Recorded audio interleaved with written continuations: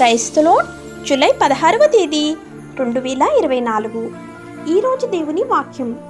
మనము మన అపరాధముల చేత చచ్చిన వారై ఉండినప్పుడు సైతము మన ఎడల చూపిన తన మహా ప్రేమ చేత మనలను క్రీస్తుతో కూడా బ్రతికించెను.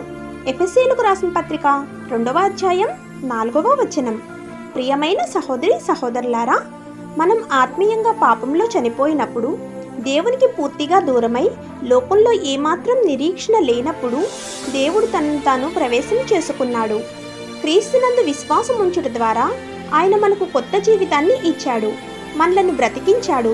శిలువపై ఆయన చేసిన త్యాగం కారణంగా విశ్వాసం ద్వారా క్రీస్తును విశ్వసించిన వారు మన పాపాలలో ఆత్మీయంగా చనిపోయినప్పటికీ దేవుని ద్వారా జీవం పొందారు. ఆయనలో జీవించబడ్డారు. మన యోగ్యత వల్ల కాదు, ఆయన దయ మరియు ప్రేమ కారణంగా కృపచేతనే మనం రక్షింపబడ్డాము.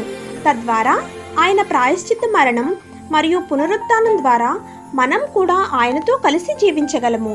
ఆమెన్. God bless you.